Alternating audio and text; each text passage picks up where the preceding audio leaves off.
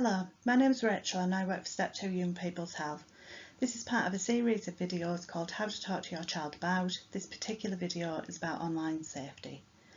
Your child will learn about online safety at school, whether they're in primary or secondary school. It is a requirement of the relationship, sex and health education curriculums.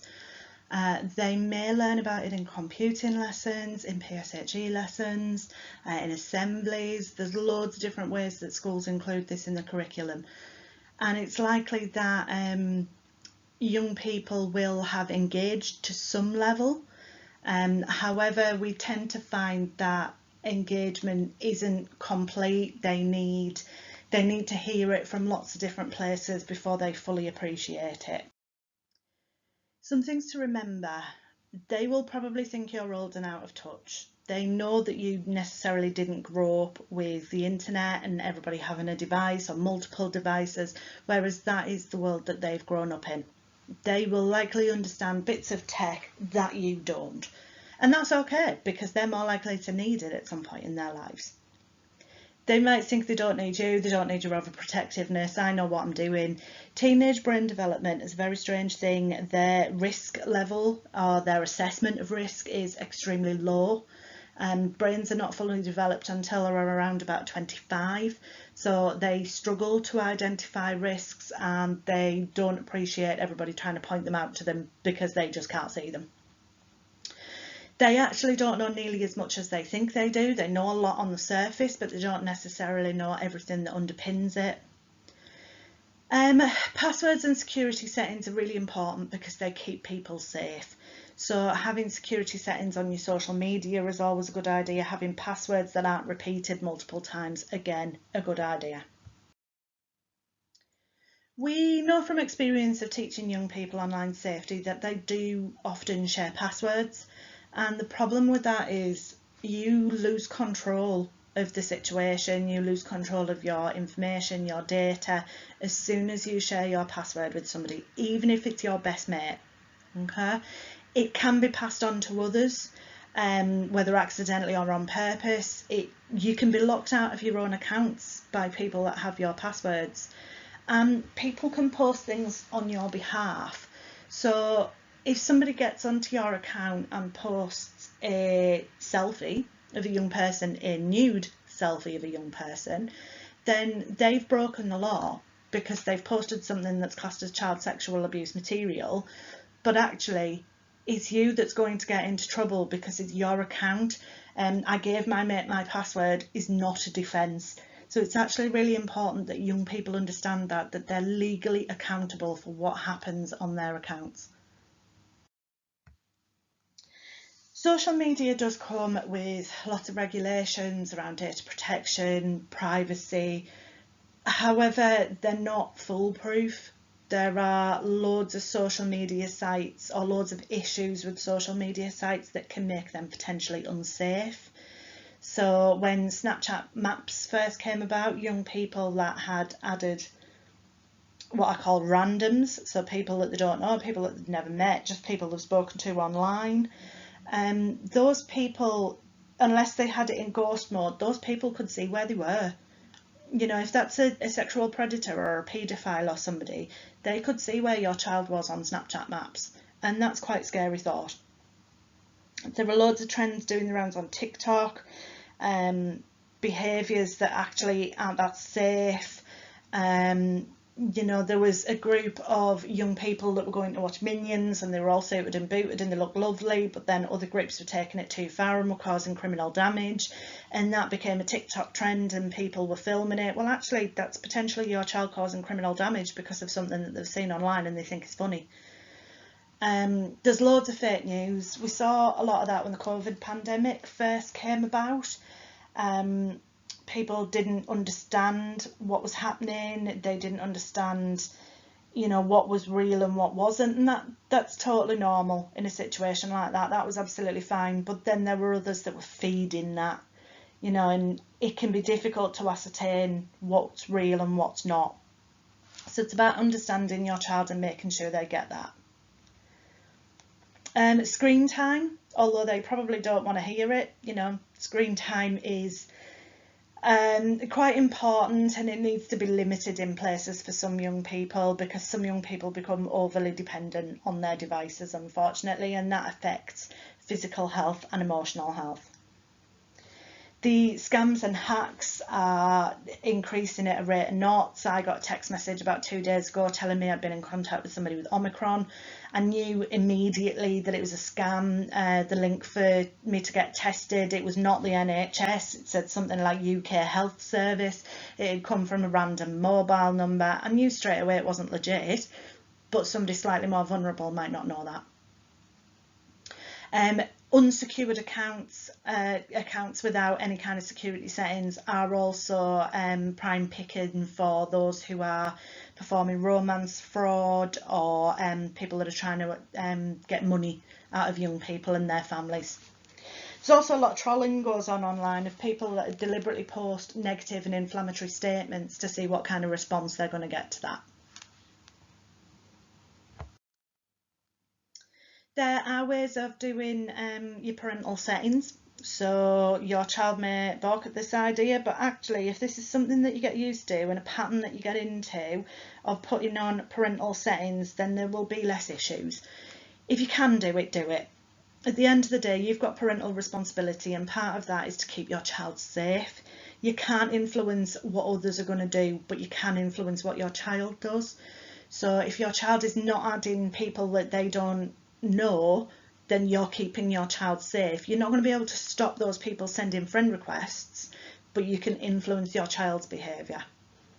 Be open about what you're checking. If you are checking your child's phone, you need to be open and honest with them and have that kind of discussion.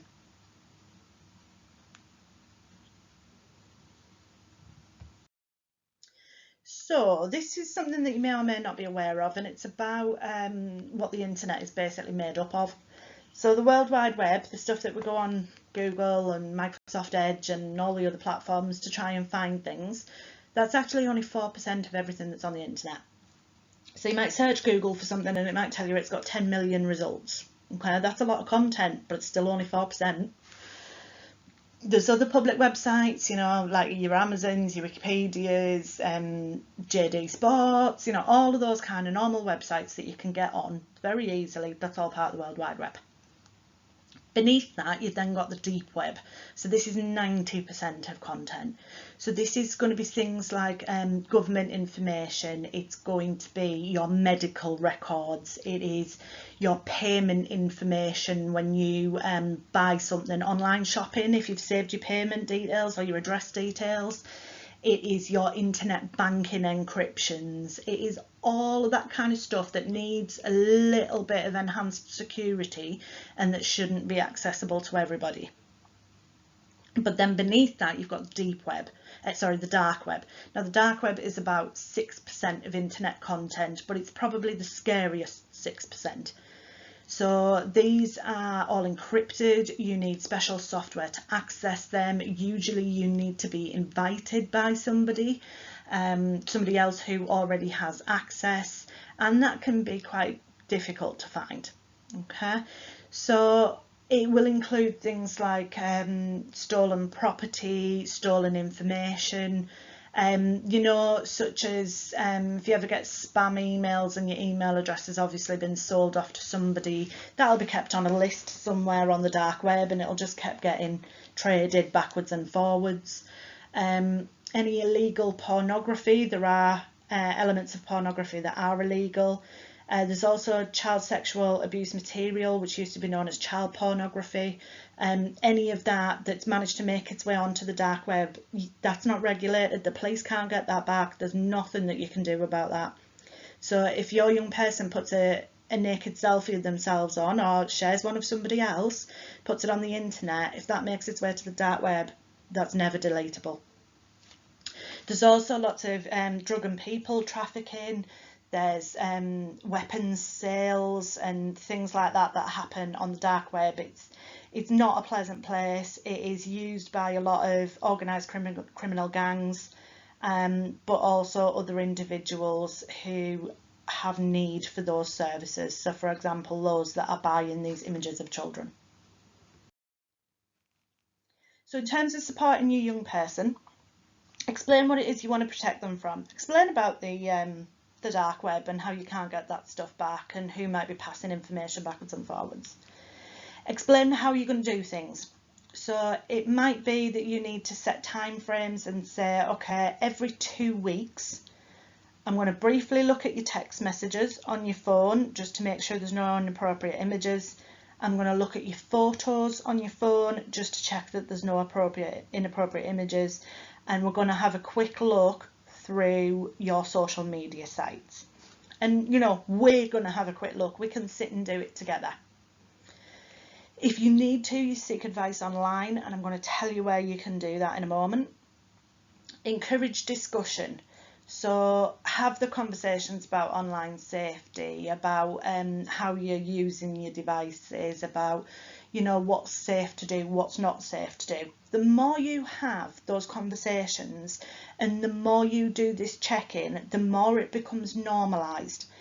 Now, teenagers, like I said, their brain's not fully developed. They don't necessarily understand risk. You may get some kicking off and some arguing that, no, I shouldn't have to do this, it's private, rah, rah, rah. But the more you explain that you're doing it to keep them safe, and the more often you do it and they see that, you know, actually this isn't as bad as I thought it was going to be, the less likely you are to meet any kind of resistance at all. Don't check without consent. That will cause an argument, okay? And at the end of the day, you don't actually need your child's consent. You probably bought the device, you know, and it is your parental responsibility to keep your child safe. But if you're asking for consent, that gives them an element of control. Don't assume why the content is there. So if they have an image of something on their phone that you don't think appropriate, don't assume that it's there because they're going to send it to somebody or they've been sent it. They might have kept it because they want to talk to you about it or because they want to talk to somebody about it. They just don't know how to have that conversation yet. In some cases, it might well be easier to ignore the situation and just kind of brush it off, but actually your child trusts you and they've come to you because they trust you. They love you, they want your opinion, they want to know what you think about it. Okay, so please do normalise these conversations about online safety and try to keep level heads. It's not going to be easy. You might have to go away and come back to it again a bit later. Okay, but do try and normalise these conversations to make everybody feel safer. Okay, so in terms of support services, the Internet Watch Foundation is extremely helpful. They have lots of information on the website, especially for parents. COP, your child should be fully aware of. They should learn about COP in school, and that is for people to report something that is concerning them online. If somebody's behaviour online is bothering them, they report it through COP. Childline, most of you young people will be familiar with. Childline also have a report remove service. So if there's a nude image of you online, however it's got there, no judgment whatsoever, however it's ended up online, it needs to be taken down, especially if you're under the age of 18. So you can go on report remove, which is part of Childline. You give them some basic details and they will assign a key worker. So it's likely that they'll be offered emotional wellbeing support through Childline. If this image is up there, that could be quite traumatic for them. They're probably going to need it. But basically it is a programme that runs across the internet and it scans for that image. And every time that image is found, a request is sent to the website to remove it because it is an illegal image. If the website refuses, Childline will contact the police and they will deal with that on behalf of the child. The child is not expected to do anything other than report it. They will be kept informed of the situation all the way through so that they don't feel they've lost control of things. And it's not a one-off search either. So if this image keeps popping up online, it will keep being searched for and it will be taken down every single time. That's relatively new, it's only just over a year old. Step 2, James and Hale, we have the contract across Bradford to deliver relationships and sex education in schools. James is an independent school, Hale is a health charity. They work with young people around sexual health, they do a lot of social prescribing, they have quite a big reach. Step 2, who I work for, a sexual health and a mental health charity. You can see our social medias there. If you need to get in contact with us, please do, and we can provide you further information.